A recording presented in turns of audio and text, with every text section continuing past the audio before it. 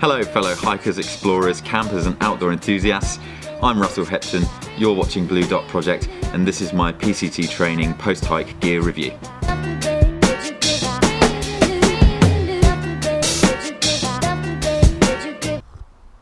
Oh, nice cup of tea. So today I'm going to run you through the gear that I took with me on my 37-mile hike down the southwest coast path from Friday through to yesterday afternoon. You can watch the video of my hike between West Bay and Seaton right here. And if you'd like to watch my video of my full gear list, you can watch that right here. But for now I'm going to take a good look at the items that I took with me on the hike that I feel are worth a really good reviewage. So without further ado, let's get into it. Alright, so I thought I'd get started with the things that I actually didn't say that I would take in my last video, but right at the last minute I was like, God, I'm going to need these things. So to start off, this is a Lifeventure waterproof money belt.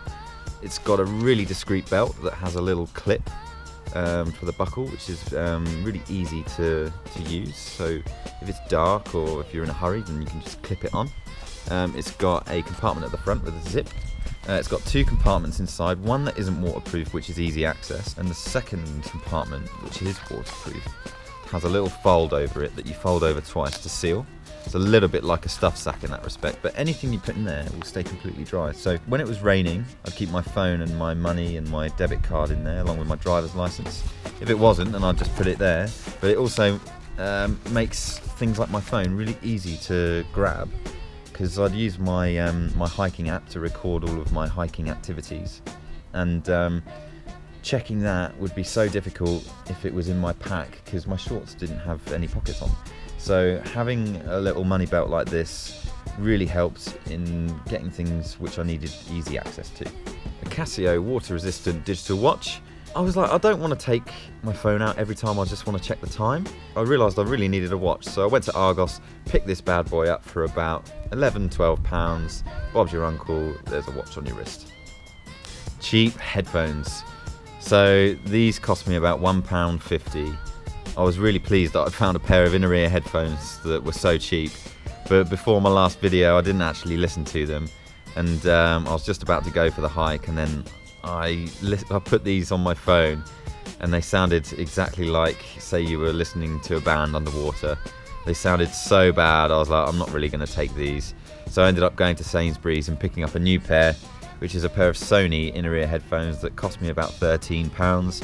These were way, way better than the cheap pair. Cheaper than my normal pair, which cost me about £65 that I don't really want to take onto hikes. Yeah, Sony inner-ear headphones. GorillaPod tripod. This is the biggest model that you can buy. I took this with me travelling in Southeast Asia. I really don't think I'll be taking this on the Pacific Crest Trail with me. It's way too heavy, way too bulky. But for these shorter hikes, it's really, really good for taking out the DSLR, sticking it on here. And for night photography, you really need one of these in order to get the long exposures and have no blurrage on your photos. I really like taking night photography, so taking this on these shorter hikes is a must for me. Most thru hikers wouldn't even consider taking a heavy camera like that, but for short hikes, a DSLR is a really good little perk. So that's the GorillaPod tripod. So next I'm going to talk to you about things that I said I was going to take in my last video, but decided not to at the last minute. I really had to think about the Amazon Kindle, because for some of my hikes that are just for the day, or if I'm going with friends or family, we might stop for lunch during the day, and then I'll kind of read the Amazon Kindle at times like that. But for through hikes such as the one I did yesterday and Friday, I just remembered being really, really tired as soon as I've set up camp, and just falling straight to sleep. And I did exactly that on the hike that I did on Friday night.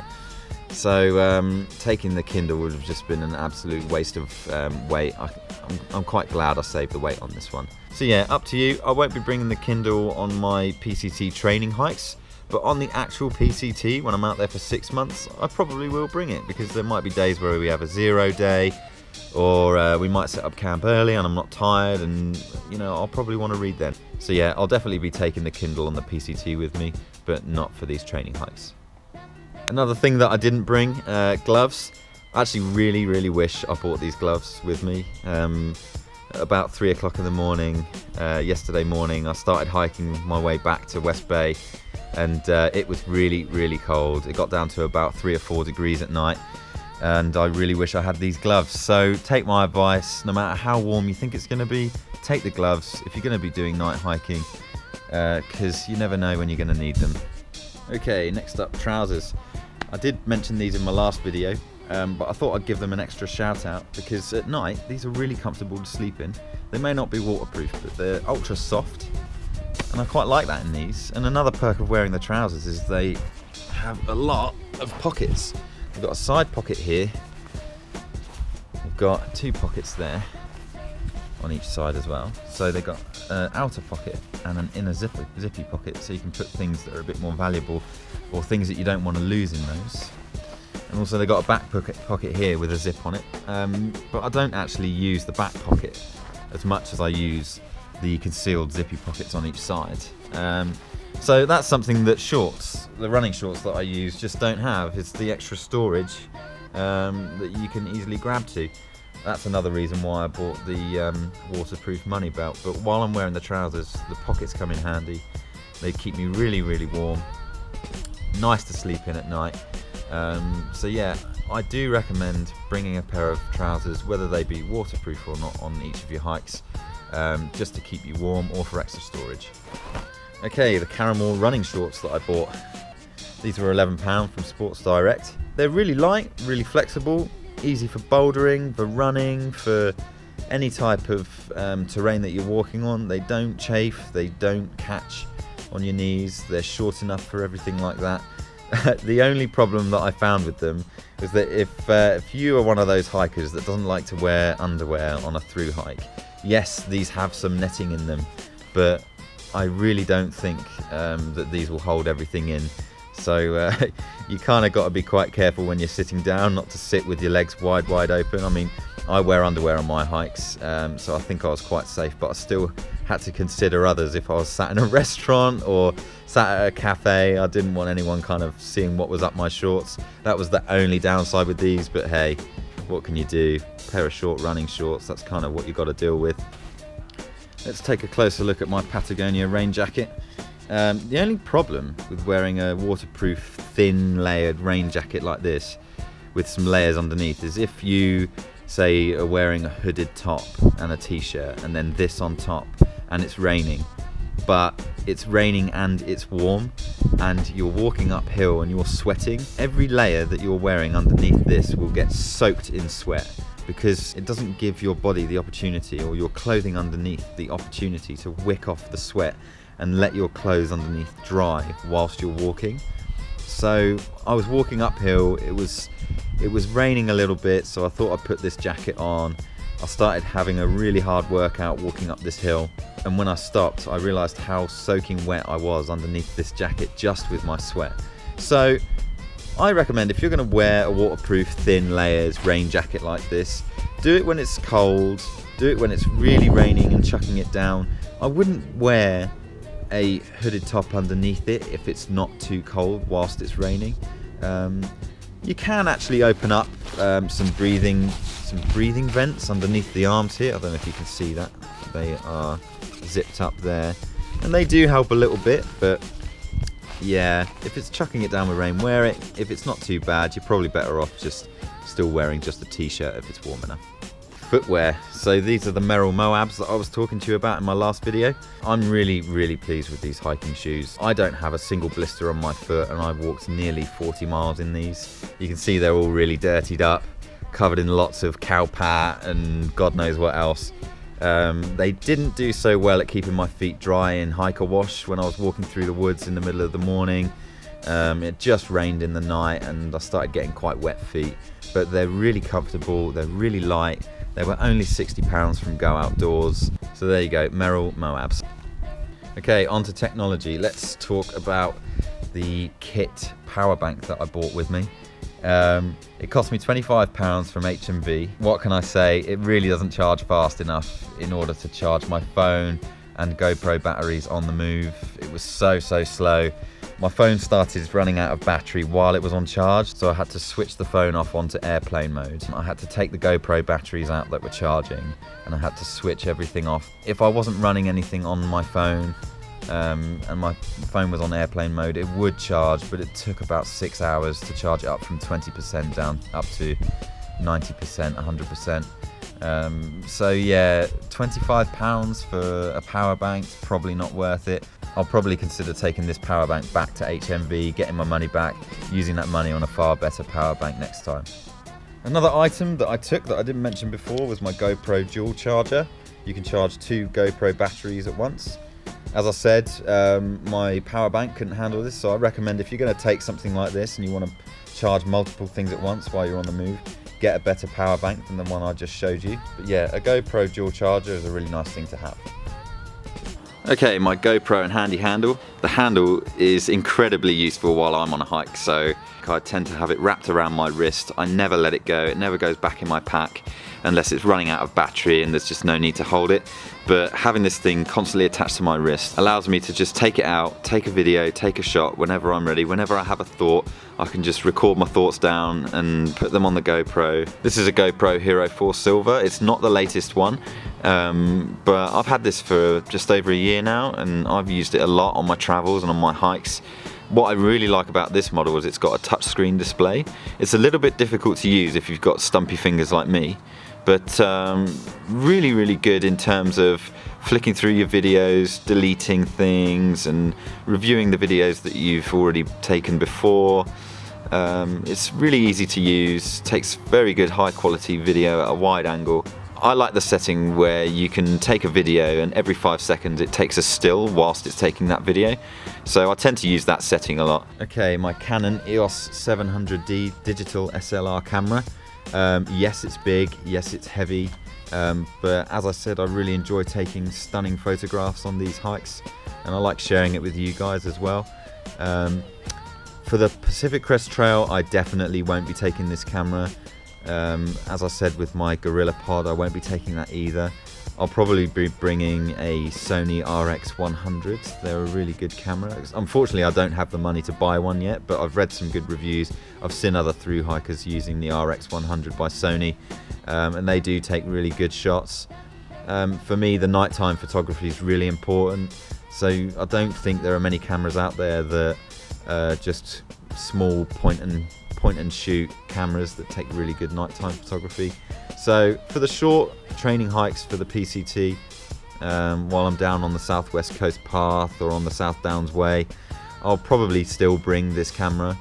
It's a little bit of a nightmare putting it back into the case or taking it out of the case, which are actually strapped to the outside of my rucksack. But hey, for these shorter hikes, I think it's worth the wait. It's worth the hassle of having to take it out for me. What I love about this camera is it's also got a touchscreen display that you can flip out and take selfies with. It's really responsive. As far as DSLR cameras go, this isn't the heaviest one out there. I mean, it's quite weighty, but I don't know exactly what the full actual weight is, but yeah, it's light for a DSLR. So yeah, that's a closer look at my Canon EOS 700D and carry case. Okay, Coleman headlamp. I walked for about 3 hours in the pitch black in the woods, and this held out really well. The best setting on it for me was the wide angle beam on it. The spotlight on it, you can see much further, but you can't see all around you as much with the wide angle beam. It has a few different settings on it, but that was the one I only really wanted to use. The only thing I really don't like about this is the lock feature.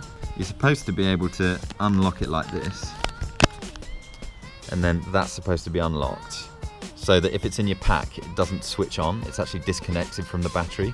But even though it was in my pack and it was locked, something would squish it down and then it would switch on, and multiple times I found that this lamp was on in my bag. I'd just see like a little bit of light on the trees. I'd be like, where's that light coming from? So yeah, a little bit dodgy on trying to save the battery on this while it's supposed to be switched off. So all in all, a really good, comfortable headlamp at a reasonable price. Alright, my OEX Phoxx 1 berth tent. First time I used it was Friday night after about 16 or 17 miles worth of hiking, so I was really tired. The sun started setting really quickly as it is spring here in England. Once I'd actually found a nice place to set up camp, this tent was really quick to set up. It took me about 5 to 10 minutes. yes, it's a one-man tent, and of course it will take a little bit less time than say a 2-berth or a 3-berth, but as far as one-man tents go, this was really easy to set up almost in the dark, with no aid of anybody else around me. So yeah, really good tent. Didn't take long to collapse down either in the morning. It did actually rain in the night while I was camping, and it kept out all of the moisture. I kept my shoes and my water bottle just outside the tent, but underneath the fly sheet, and my shoes were still kept dry even though it rained during the night. So yeah, the OEX Phoxx 1 berth tent. And finally, my Futura 32 litre backpack. This is a really comfortable backpack. I hiked nearly 40 miles in 2 days and had no problems with the size of this backpack, with the hip belt, with the straps. It was really comfortable to wear. Quite a light backpack as well. As I said, the frame has only got one wire that's just bent around. It was able to wick off the sweat off my back because of this little mesh on the back padding there. But one thing I would say which really annoyed me about this backpack is the fact that the side pockets for putting your water in are way too high up, so I couldn't reach around and grab my water as easily as I'd hoped. So that was a bit of a downside to it. I would have liked to have also had either a larger pocket on the hip belt, or at least another pocket of the same size on the other side of the hip belt. For some reason they only put one. I would have really liked to have had that extra space. I mean, if you're spending £90 on a backpack, even though this is in the sale, you'd kind of want a little bit more storage space if there's room to put it on the backpack. Just seems a little bit like a bit of wasted space there. The straps I found were really easy to handle, although it would have been nicer if I could have had these straps at the top actually pull it towards my back a bit more. It did feel like it was wobbling a little bit. Maybe I was just being a bit too fussy, but if I could pull the pack to the top of my back a little bit more, it would feel like the pack was part of my body a bit more than it did. So overall, a good backpack, not a bad price, nice and comfortable. A few problems with the side pockets, but I'll definitely be using it again. Okay, so that was my PCT training post-hike gear review. I upload videos to my channel regularly, so be sure to subscribe. If you have any questions, ask them in the comments section and I'll definitely get back to you. You've been watching Blue Dot Project. I'm Russell Hepton. Thanks for watching.